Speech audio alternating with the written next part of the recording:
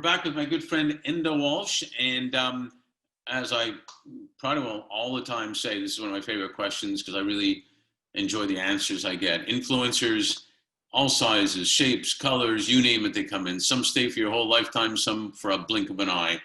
Just say the right thing at the right time. Can you share with us, Enda, maybe 2 or 3 people that have been influencers in your life? Sure, and I think you nailed it there. Some people, they are influences for a long, long period, and some people just say something that sticks with you, and you may know them a long time and they said one thing, or you may have met them in passing, but they made a difference. Right. So one of the people who has been a great influence on me in my career is the former chairman of FICE. He just retired this summer, a guy called David McCann. And David was a great influence because he was one of the people that you wanted to be like. And it used to amaze me when I travel around the world and you meet people.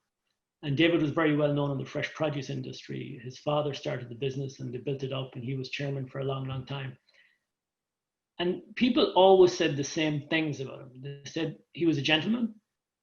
They said that he was very humble. And I used to hear that all the time. And particularly when people would meet him for the first time, they'd say, I met David McCann and he's run this company. And I never got a chance to ask him a question. He kept asking me questions. He wanted to hear what I had to say about things. And the third thing people used to say about him is, look, if I did a deal with David, it was done. I trusted him. And there's many, many times I mentioned to you in an earlier conversation that one of the great joys of the job I've done for years is you work with people in different cultures and different countries, but sometimes it's frustrating. And the number of times you're dealing with people and you're going, in your head you're thinking, how do I get through to these people? And I'd always go back and say, how did David handle these people? He get out of this without upsetting anybody. How do I get out of it without upsetting anybody? So he's been an influencer, and I'm still in touch with him since he retired. He will remain a friend and an influencer for a long time. Cool. And then I suppose on the theme, before David, the chairman of the company was his brother Carl, and Carl has said many things to me during our relationship that kind of stuck with me. And one of them I'll never forget. I was a lot younger at the time.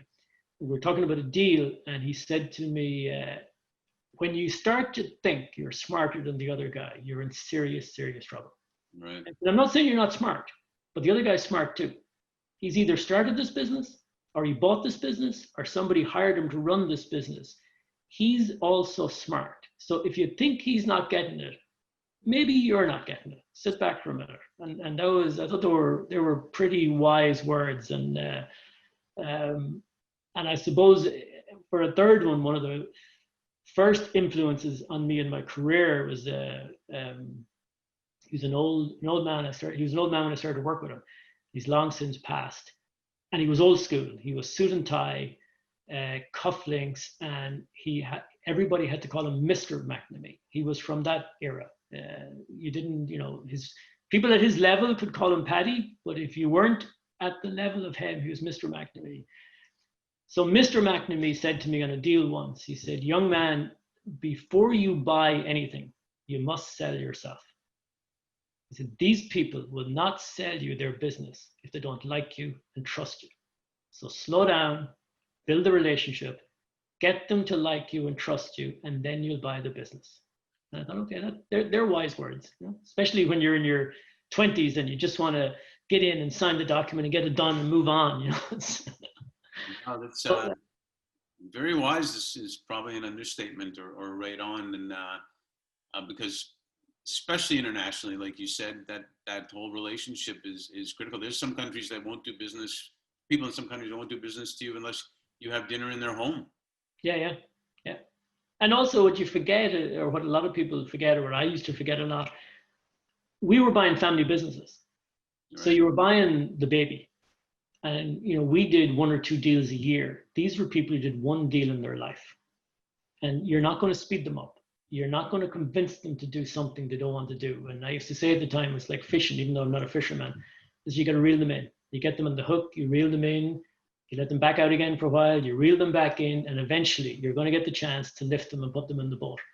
And, when you're young and you just want to do another deal and put it in. It's very hard to do that at times. I know. Well, that's part of experiences, right? Yeah. So, Learn as you lose them and you look back and say, why did I lose that deal? That's where you learn. Yeah. Yeah. So I really, have one last one, which I enjoy, even though a lot of people don't agree with it. He's a very good friend of mine. I went to college with him. He's been a friend all my life. He has a business in Ireland as a tax and wealth planning advisor. And he has a saying, which I believe, and it'll be interesting to see, do you believe it or not? He says, for the vast majority of people, only 20% of their job is important. The guys who succeed are the guys who spot the 20% and never lose sight of it.